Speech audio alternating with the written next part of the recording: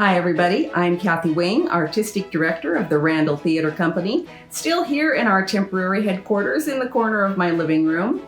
I'd like to welcome you to a special edition of Ghostlighting Theater in the Dark. And when I say special, well, just let me tell you what we've got for you this week.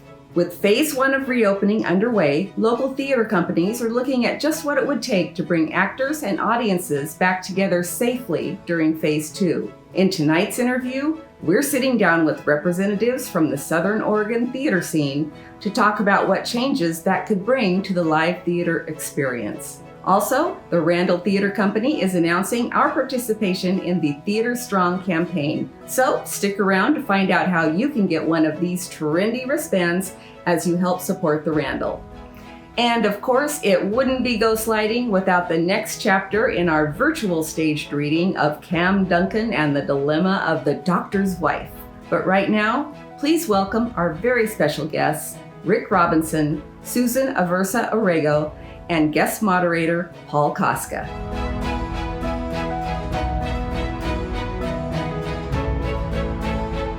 Welcome to this Rogue Valley Theater Roundtable on this episode of Ghostlighting. I'm Paul Cosca, and I will be moderating this discussion. And tonight we have Susan Aversa-Orrego, that's Artistic Director of Collaborative Theater Project. Hi. We have Rick Robinson, Managing Director at Oregon Cabaret Theater. Hello all. And we have Kathy Wing, Artistic Director, Randall Theatre. Hi, everybody. So before we jump in with questions, I do want to make a note for folks at home. The current situation that we're all going through is obviously ever-evolving, and the best that we can do here is guess based on the information that we have at the moment. What happens with theaters here and across the country is going to depend on a lot of different factors, some that will be in our control and some that won't. So give us a little grace as we gaze into the crystal ball and try to do a little predicting as to what may be in store for us. But none of these are guarantees, and we're really just putting our thoughts out there. So what I'd like to do first is go around and get from all of you, what is the current state of your organization, and what is the best way that the public can help you at this time? Why don't we start with Kathy? Okay. Well, the current state of the Randall Theatre Company is like everybody else. The theater itself is closed and not functioning. We have no rehearsals going on. We have, of course, no performances going on because we're simply not able to.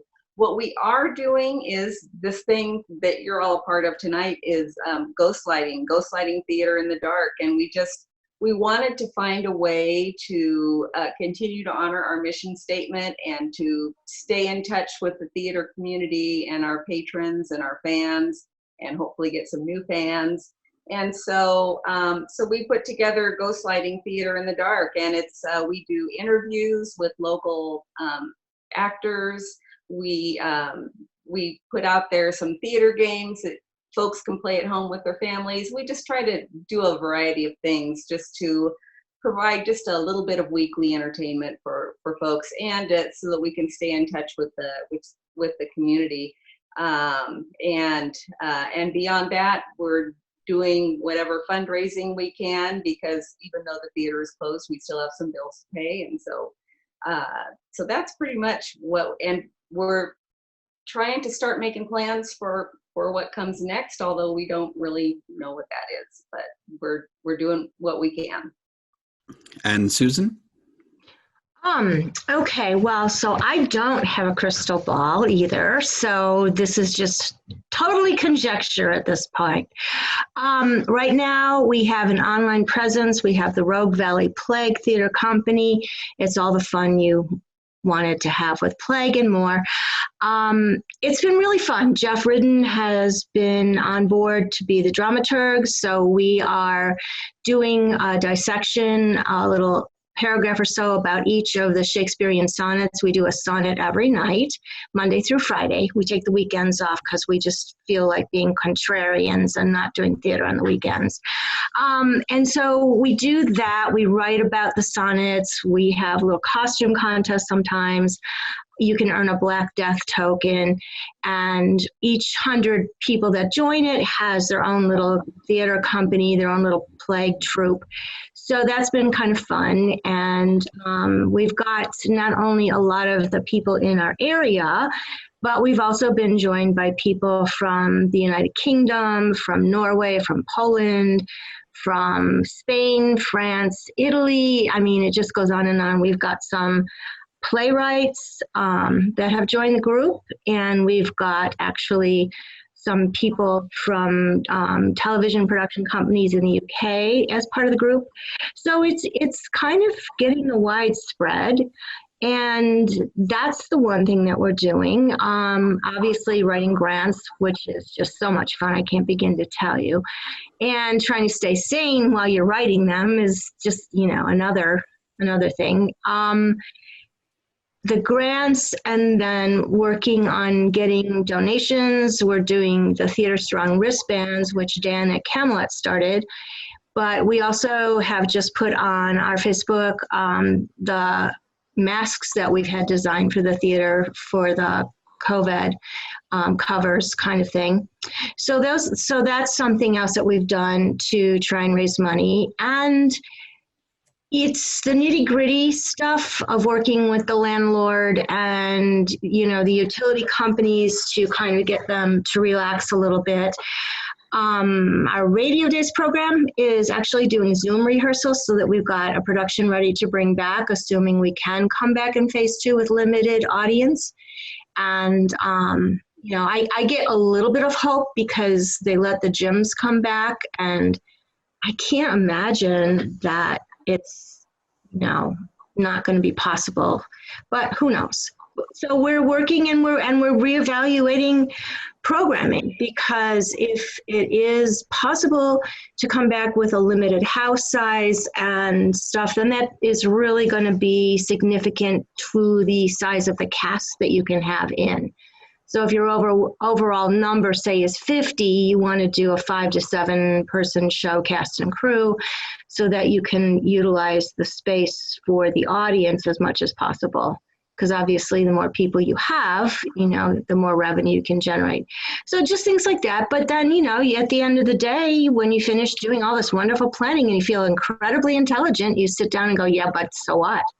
So it's just, it's a give and take of planning and throwing in the towel and then picking up the towel again and starting to wipe the counter off and sanitize and plan.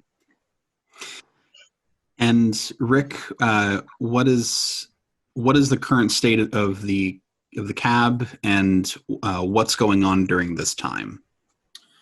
Well, Cabaret is unfortunately presently dark. We are closed like most of the theaters in the country. We have plans to open when we feel it's safe to do so, and we have blessing from the government to do so. Right now, we've put that date as June 5th because phase 1 started. They said the earliest phase 2 could start is 3 weeks. And I think the earliest we can hope to be back is as part of phase 2. Cabaret is unique in that, well, not unique, but it's different from other local theaters in that you're not sitting shoulder to shoulder people. We have restaurant style seating.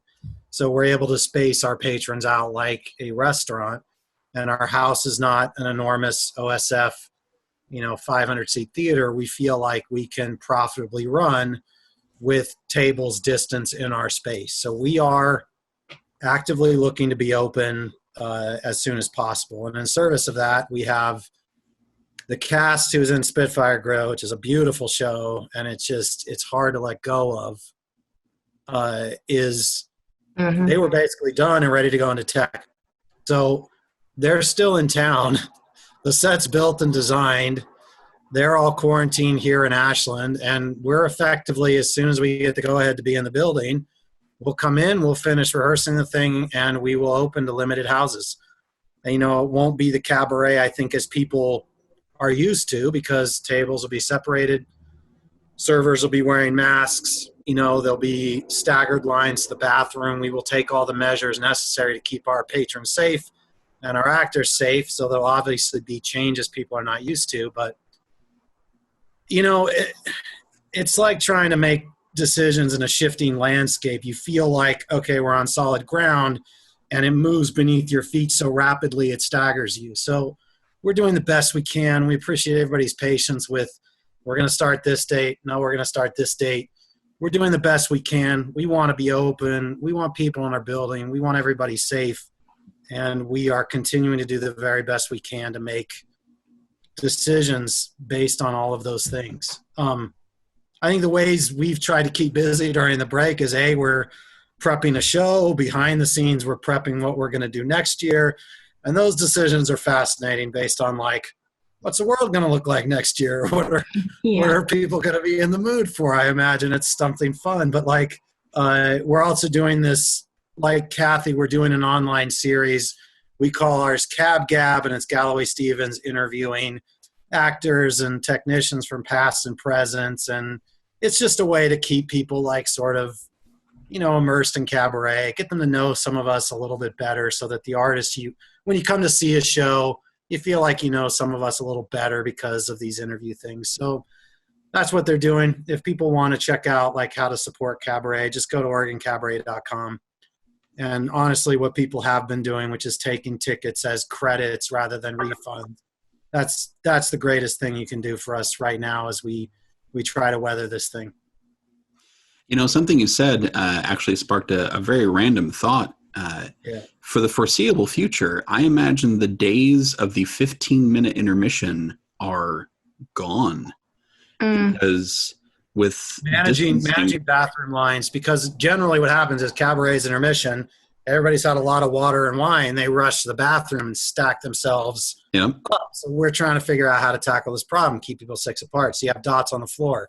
Well, there's not going to be room in the theater for everyone to have dots on the floor, so we're going to have to do a curtain, an intermission that says, thank you all. Please don't get in line until there's space for you to do so. We won't start the show until you're ready. So reality is, I think it'll take a little longer to get people just through the restroom, which is, that's something that we were looking at too. Yeah. Because what we decided was we might take out 2 seats in the middle of our rows, and then we can move our concessions area and stuff around too, so that we can have one area where they go out to for concessions, and then they come back in one door, and then they go out the other door, because the 2 doors into the theater, to the restrooms, and they come in and go out that way. So we actually are working on traffic patterns. Same thing Rick is saying, you work on a traffic pattern, and what kind of sanitizer to use to spray on the seats, and stuff that you never had to think of before. I mean, obviously gloves and masks to make people feel comfortable. And then, we'll probably end up spending more on maintenance, just because we're going to have somebody come in and clean and sanitize the restrooms all the time now. Not that we didn't clean them before, but there's a difference in going through and actually sanitizing everything. And then just versus getting a cleaning person to come in and kind of mop the floors and wipe the sinks down quickly. So it's just all the little things. We're talking about programs. What are you going to do with programs? Because to do a really expensive program is kind of cost prohibiting. People throw them away. And in this time, you want people to throw them away. We can't recycle programs. That's just another practical, stupid little thing. So do we go for a regular big program and then, cost $400 to print 500 of them or something like that? Or do we just do a one sheet? And we're just talking about all these different kind of things that have to be done before we can reopen. We're actually having a board meeting Saturday morning to start determining protocols and what we're going to be investing in for the practical part, and then what kind of extras will have to go by the board, Yeah. Just In fact, We printed 20,000 programs before the season started. Yeah, I know. If you'd like one, feel free to come by and get Well, I've got all the Our Town sitting in the lobby now going, oh, look how pretty that is. So I think, you're going to see some really simplistic, basic changes. The programs aren't going to be high glossy things for the rest of this year, I wouldn't think. I think they're just going to be a simple, this is the cast and maybe a director's note. And, we're talking about taking all of our sponsors and making a poster board and putting it in the lobby. Plus we have the screen, the monitor, so we can put that up in the lobby too. But it's not going to be the same individual program, I don't think. Yeah. I mean, I can tell you that patterns and everything, getting people first in the door and then rearranging the seating so that you have the proper spacing. And it's like both of you were saying that, you've got the staff has got to be in gloves and masks and changing the way the program is. And with our setup, there's a little narrow ramp that leads right up to the concession area and then through the restrooms. And so we're definitely talking about how we're going to manage the traffic patterns so that people can do what they need to do. And it is going to be a learning curve for them and for us. Yeah. Well, I also think that the one thing that we don't really ever talk about that much is what happens backstage. What happens with our technical people? What happens with our actors? How far away are they going to feel comfortable being from one another? I mean, yeah, they're going to be doing scenes on stage, so obviously they're going to be closer together. What does that mean? But also, if you have actors that are not comfortable, and the technical people. I mean, we often don't think so much about the technical people, those guys sitting in the booth, running the lights and the sound and things like that. So what are we doing for them too? Because there's just so many ingredients in this cake. Well, I think that in terms of the casts and crews, unfortunately, it's going to come down to there is a level of what you would deem acceptable risk. And unfortunately, it seems like that's definitely going to take some crew people, some actors out of the pool, because if they're not able to take that acceptable risk, then there's no way to come back safely until this whole thing is resolved. Because no, it's difficult choices. You have people living with people that are immunocompromised. I mean, my family, we have a kidney transplant patient in the family, and so how much do I want to deal with a lot of extra people and run that risk? So yeah, there's so many. I mean, there are clearly more questions than there are answers at this point. So, and I think it's just going to continue to be that way, because every time you think of one thing, then you suddenly think of something else. We decided that we're not going to serve food concessions. Drinks, yes, they can take those into the theater and take them to their seats and stuff. But food we don't allow in the space because we want to keep things clean. And so we're probably going to just eliminate food because we can't have a lot of people standing around the lobby chewing on things. It's just not going to happen. So yeah, and that's a little different than what Rick's got, but Rick and I talked the other day too. It is the whole thing. It is the bathrooms. How do you get people to the restroom and back, and how you build in a longer intermission for that to happen. And yeah. We're going to continue this discussion in just a moment, but first, we're all hoping to get back on the stage soon to do what we do best, entertain you, our friends and fans. So that just got us thinking. Once we're able to start doing theater again, what would your dream role be?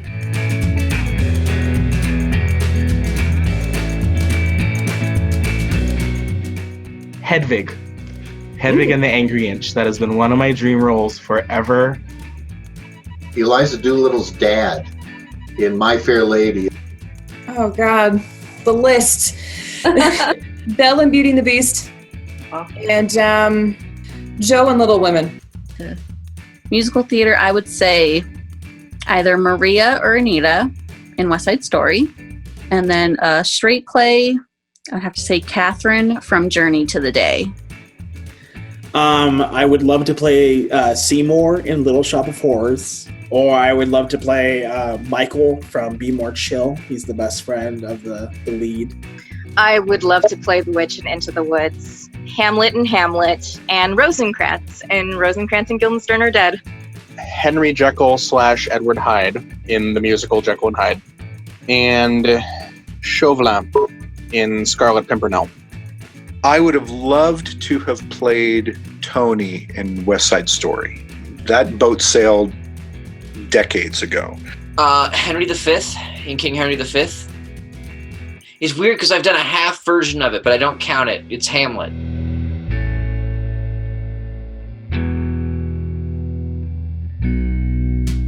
Let's switch gears a little bit and to something maybe a little more positive, because I think when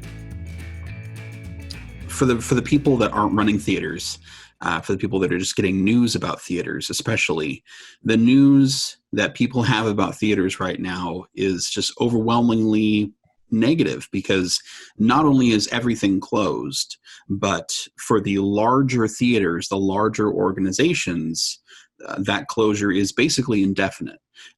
So everyone's aware of the state of these large organizations like the Broadway theaters and the Oregon Shakespeare Festival, but large companies generally don't have the benefit of flexibility like smaller organizations do. So I would like everybody's input on this. How do you feel that your organization can use the flexibility of a smaller size to maneuver more quickly into getting reopened than these larger theaters can? Rick, do you want to start? Sure. I mean, as I touched on before, smaller houses mean you don't hit the gathering thresholds that these stadium-style theaters have to deal with. And I never want people to interpret Cabaret's decision to try to be open as quickly as possible as negating OSF's decision to close for the season. I understand that. That's bringing tourists in from out of town. That's massive theaters. That the machinery and complexity to build that season and those shows.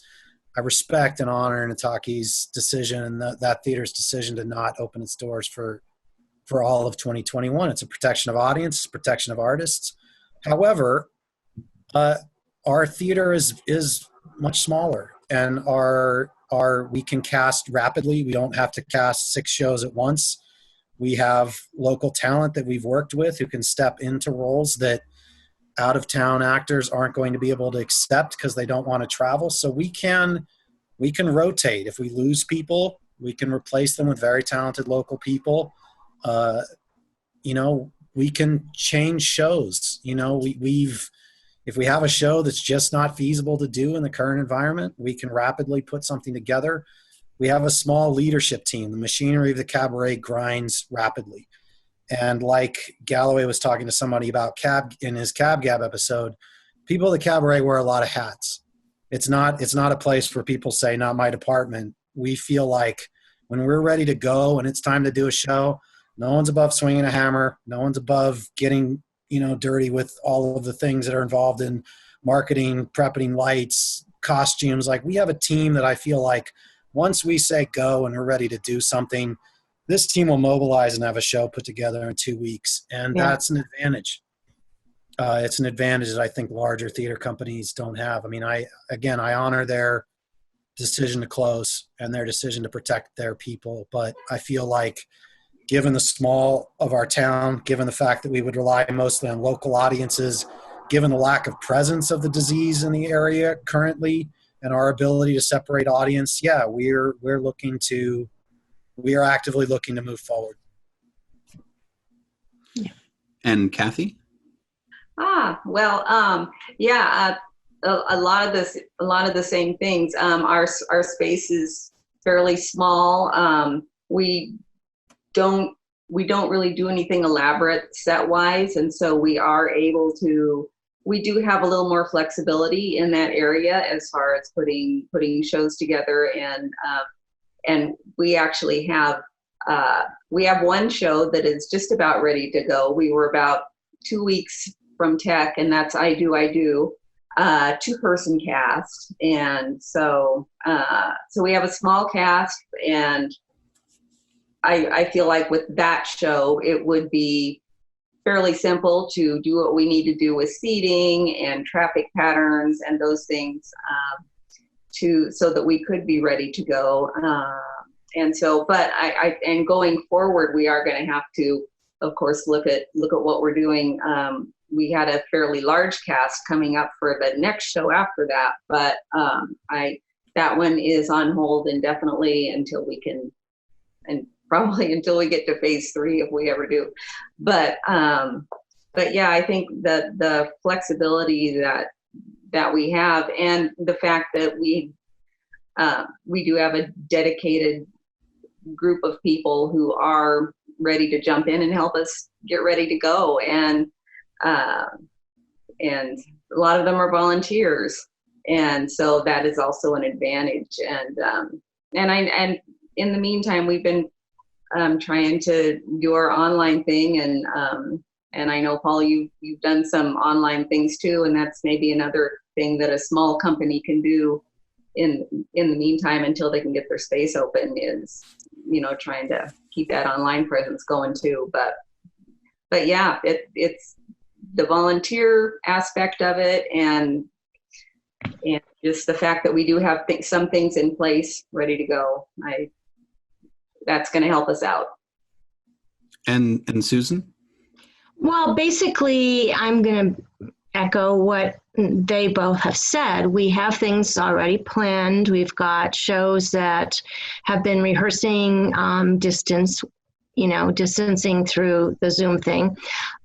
We've got new projects that we're working on, and I've got a few new people to help. And just as Rick said, we mobilized really quickly. We're very effective at getting things done. And I know that, for example, we're building the costumes for Triumph of Love. It's a 7-person show, assuming that we can come back. That will be going up because it is a small cast. And I really don't know what the fate is of larger cast shows, particularly if you have to take in account the number of the cast versus how many you can have in the audience. That's the one thing that I would say, like everyone else, we're reevaluating that particular future. The intimacy of the show matters a lot too, and these, because actors making out on stage, and these things where you're not just acting scenes together, you're in close physical contact, exchanging sweat, saliva, etc. You want to minimize performer risk in sort of navigating this as well. Right, and so it really is what exactly the content of a show is, as well as the quantity of performers in it. And I agree with you, because at one point we thought, we could come back with Our Town right away. I mean, technically we could. We've got everything set for it. We've got all the actors. They keep wanting to come back. But then I look at some of the scenes and I say, okay, the wedding kiss has to be scrapped, and that would have to be reblocked and stuff. And then there's the sheer number of 18 people on that stage, and the close proximity of people. So these are all the little factors, but it's exciting in a way, because I think if you look at it as a challenge to stretch your creativity and stretch your mind,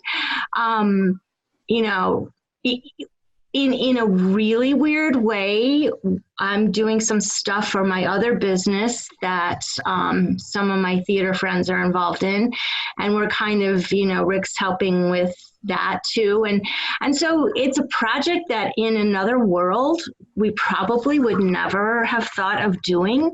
But in this particular world, it's giving us something fun to do, some moments of really incredible creativity and silliness. And for that, I'm very grateful.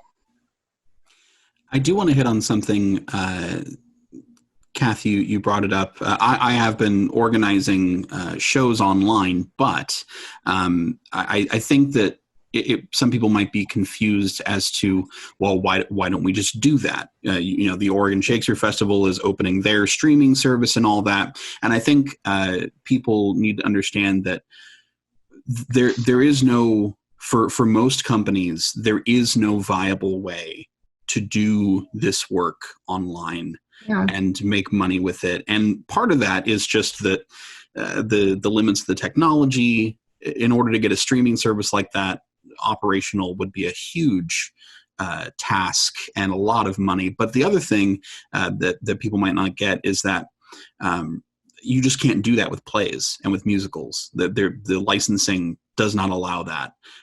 The reason that I've been able to put these productions together is because this is all original or royalty-free work. So I'm not worrying about licensing and worrying about contracts and whatnot. But you can't just do a musical online.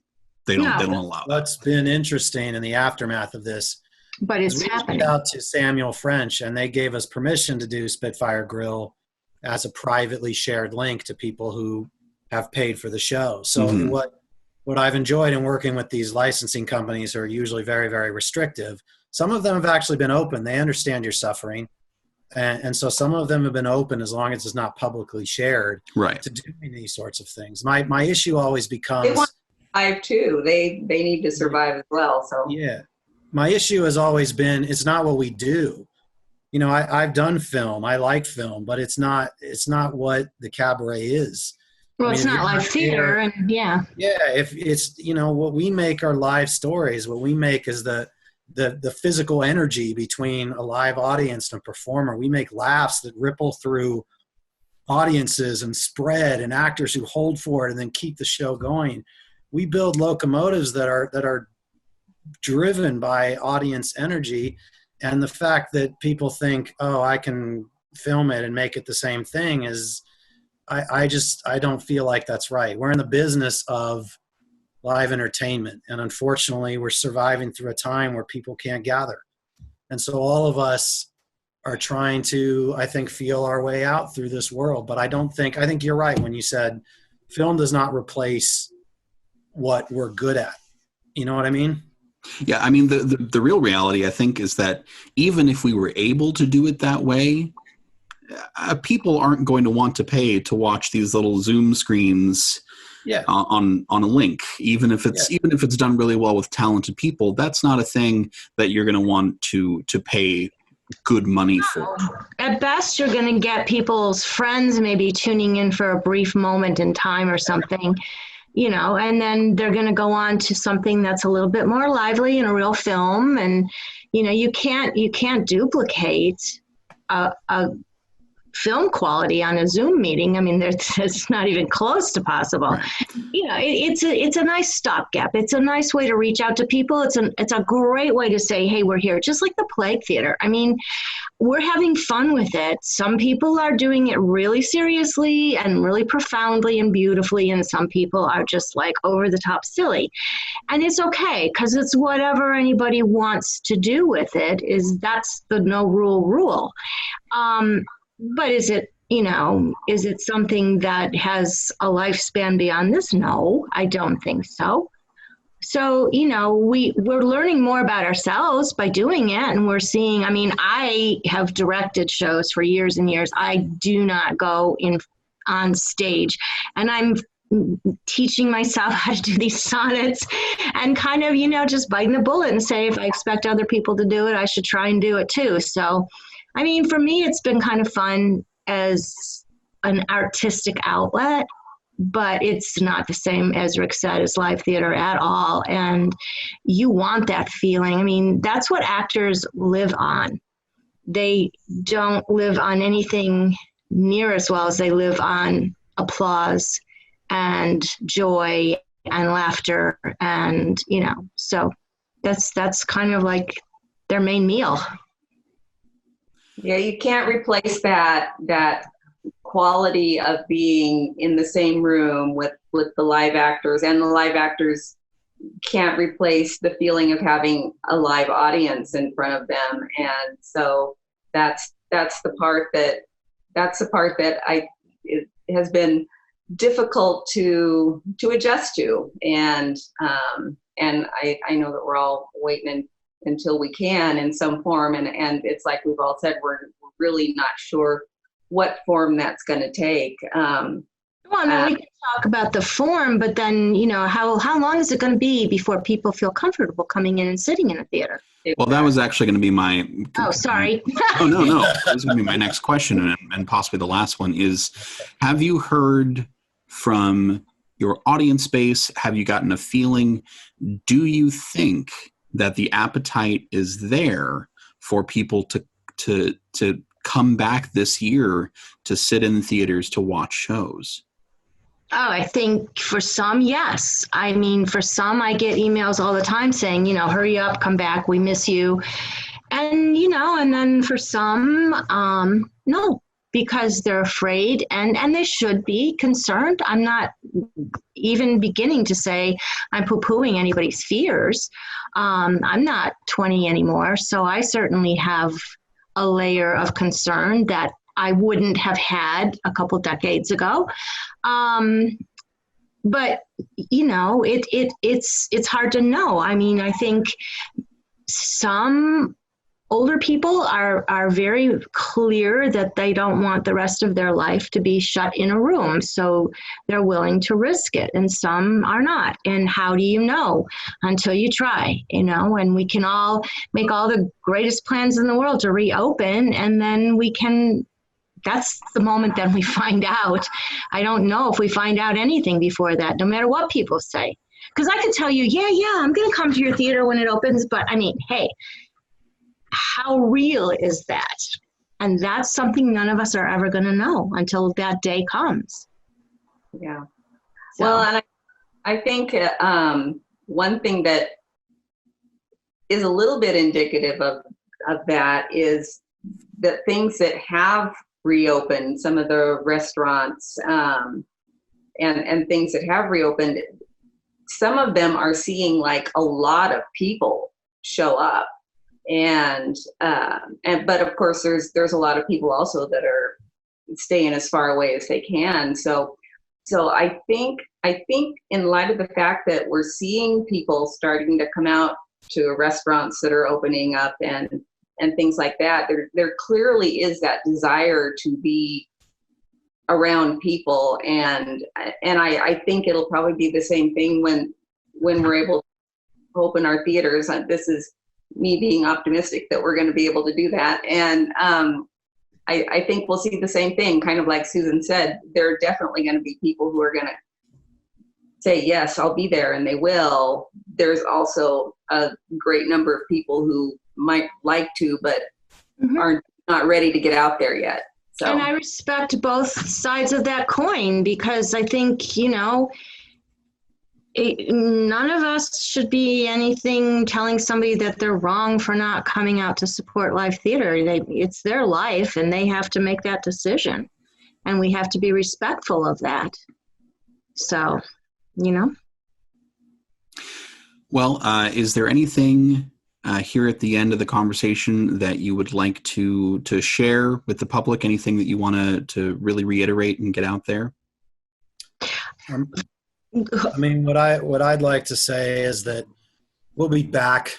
I know we talk a lot about the realities and bathroom lines, but we're theater artists. We're strong. We'll be back. I mean, there are stories to be told. It could be, we could hibernate for a year, and we're going to dust off. We're going to dust off the cobwebs, and we're going to do amazing things on stage. So for people who are looking for optimism, none of this is going to lay any of us low. None of us in this conversation are going to be bowed by this current crisis. We'll be back when it's safe, and we'll have powerful stories to tell that are probably born of this moment. So yeah, theater will return, and I think that it'll be stronger than ever. Well, it's just really funny because I've got my cell phone sitting next to me here, and just as you were saying that, I got an email from the lady, and she's a senior citizen, mature adult, however you want to phrase it, and it's her art that's hanging in the theater right now, her watercolors. And she came to opening weekend, and she said some of her friends were telling her, oh no, because this was already when things were starting. But she just sent me an email saying, we are wondering how you are doing. Any news? In Holland, they are paying the theater company some money, not the artist, but it will sustain the companies for a little while. Hopefully you got some money. Do I need to do anything with my paintings? Just let them hang till we can start again. And so, and this is somebody that is, I believe she's Dutch. She could be German, but she's been wonderfully supportive, and she checks in with me all the time. So, yes, we know we're loved, we know we're cared about, and that is kind of the thing that keeps me going. And what tomorrow is going to bring, I don't know, but I'm sure it will bring a lot of joy again. And I'm sure that, we're all going to be able to meet up and give each other big hugs, and, and it will go on, and we'll have learned, like Rick said, you'll have stories to tell and lessons that you've learned, and I will never look at restrooms the same way again. Oh my goodness. Well, I have to say, in a lot of ways, I am the Randall Theater Company is not new. It's in its 11th season, sort of. We never really got to start it, but I just took over this job in January, and when Robin stepped aside to move on to his other things, and we were just getting ready to open the first show. So, more from a personal standpoint, I feel like the Randall Theater Company definitely has more to do. And when I started this, there were a lot of challenges that we anticipated. There were a lot of things that I thought of that could go wrong, that could be obstacles. And I have to say, global pandemic was not on our list. Was not on the list. No, it's not on anybody's list. So, this is definitely a unique challenge for all of us, but we are, and we're going to come out on the other side. Things are going to be a little bit different, but yes, we will be back. Theater will return, and we will find a way to make it work. Oh, especially because everybody's going to be doing these amazing spectacle of 5-actor shows. Yeah. All right. Well, I'd like to thank all of you for joining me here for this discussion, and thanks everyone who's watching. Really appreciate you all being on tonight. Thank you, Paul. Thanks, Paul. All right. Thanks, Betty. Bye-bye. Stay safe out there. I'd like to thank Susan, Rick, and Paul for taking part in this panel discussion. It was certainly an honor to talk with you about the theater, something that is so important to all of us. And now it's time to see what's going on with our favorite virtual detective, Cam Duncan.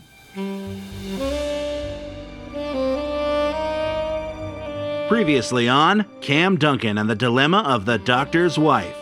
Private Detective Cam Duncan hasn't had a case for a while, leaving his loyal secretary Sally thinking about a change of scenery. I'm sorry, Cam, but a girl just can't live on rubber checks and good intentions. Police Detective Albert Locke arrives to ask for Cam's help on a murder investigation, but with a very unusual request. Rose McKenzie, the good doctor's wife, is our prime suspect. What I need you to do is find a way to prove her innocence. The more Cam digs into the evidence, the more it looks like Inspector Locke might be involved with more than just the investigation. Mr. Duncan, Cam, you have to believe me. I didn't kill my husband. I loved him. But a quick visit with a witness reveals a previously unknown suspect. He was leaning up against the wall as if he was waiting for something or someone. He also had his hat pulled down over his eyes. Between you and me, I don't think he wanted to be recognized. Very strange. And now, the Randall Theatre and the Ghostlight Players present Chapter 5 of Cam Duncan and the Dilemma of the Doctor's Wife by Amy Lynn Carter, featuring Kathy Wing as Nurse Margaret Bertinelli, Tony Holly as Lucy the waitress, and David Alonso Rodriguez as Private Detective Cam Duncan. Do you think Rose Mackenzie killed her husband? Look, Mr. Duncan, I know what people are saying, but those two loved each other. Sure, they were going through a rough patch, but I don't think Rose is capable of murder. Anyone else that you know of who may have had it in for him? No, of course not. He was a good, kind man, not an enemy in the world. All right. Thank you for your time, Mrs. Bertinelli. And if you think of anything else, please give me a call on the number on the card. Or better yet, come by my office. Well, I doubt I'll think of anything else that would help. Like I said, I mind my own business. Cam exits. As witness interviews go, the one with Nurse Margaret turned out to be a long road to a dead end. She had her story straight, that's for sure. And so far, nobody had a bad word to say about the doc. So, how does a guy like that end up on the wrong side of a gun barrel? There's still the spat with his wife. She said that they argued about redecorating in the house. I'd seen murders committed over less, but it really didn't seem likely that Mrs. Mackenzie would shoot her husband over a disagreement about curtains. And what about the man outside the doc's building? Something told me that if I could find him, a lot of other things would fall into place. I had a lot to think about. Maybe a cup of coffee and a slice of pie at Vinny's would help me clear my mind. As it turned out, I probably should have just kept on walking. Cam arrives at Vinny's diner and sits at a table. He's a regular there, and they all know him. They also know his reputation for running up a tab that's not likely to be paid off anytime soon. Lucy, the waitress, comes to the table. She's a little gruff, but she does harbor a soft spot for Cam. A little late in the day for you, Mr. Duncan. Did you sleep in your office again? What makes you say that? Same tie as yesterday. Ah, would you look at that? Must have picked up the same one by mistake. Coffee and a slice of Vinny's apple pie, Lucy. And have you got a copy of this morning's paper laying around? The paper I can get you. Coffee and pie? Vinny says no more till you pay down your tab. Oh, come on, Luce. You know I'm good for it. It ain't me, it's Vinny. You know how he gets. Lucy, this is me we're talking about. Vinny don't need to know. He always knows. Look, I can probably get by with the coffee. Don't push your luck. Cam takes out his notepad and starts flipping through his notes from Margaret's interview. Lucy returns and sets the paper and coffee on the table. Thanks, Luce. Has anyone ever told you that you're the most beautiful, kind, and generous? Enjoy your coffee. I got paying customers to take care of. She exits. Cam opens the paper and starts reading. Looks like Doc Mackenzie's murder is still front page news. Nothing new here, though. Just the same information as yesterday, dressed up to be a little bit more sensational. Everybody loves the scandal, especially newspapers if it means selling a few more copies. Well, not a bad photo of Mrs. Mackenzie. Lucy enters and sets a plate with a slice of pie down on the table. What's this? I thought you said... It's nothing. Just something left over from yesterday. We were going to throw it out anyway. Oh, Lucy, you do love me after all. Don't flatter yourself. Ain't that something? A girl gets lucky enough to marry a doctor. A doctor. And then she shoots him in the head. Crazy world, right? Yeah, crazy. You know, I think I've seen her before. Before the murder, I mean. Yeah, I'm sure of it. She was in here about 2 weeks ago. She was with a man, but not that doctor fella. Lucy, are you sure? Oh, I'm sure, all right. I remember because they came in just before closing. No one else was here. Who was the man? Did you recognize him? He looked kind of familiar. I can't remember his name. Could you hear what they were talking about? Not really. Whenever I came over to the table, they just sort of clammed up. But I can tell you one thing, they were real chummy-like. I don't suppose you'd noticed if either one of them carried something like a carpet bag. No, I didn't see anything like that. What's with all the questions? You're starting to sound like a cop. Wait, I remember now, the man she was with, he used to be the beat cop right here in this neighborhood. His name was Shock or Hawk or... Locke. That's it, Officer Locke. He got promoted or something and he didn't come around here anymore after that. Until he came in with her, that is. Cam stands, downs the coffee, and quickly gathers up his things and the newspaper. Thank you, Lucy. for the coffee and everything. I have to go. Picks up the plate of pie on his way out. I'll bring back the plate, I promise.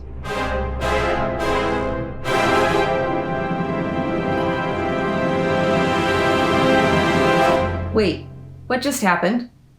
This is definitely not looking good for Inspector Locke or for Rose. And what does Vinny put in that apple pie to keep Cam coming back for more? Guess you'll have to come back next time to find out. We're going to bring back the Randall Challenge and our public domain concert series next week. Right now, I want to tell you how you can be part of the Theater Strong movement and get your own Randall Theater Company wristband.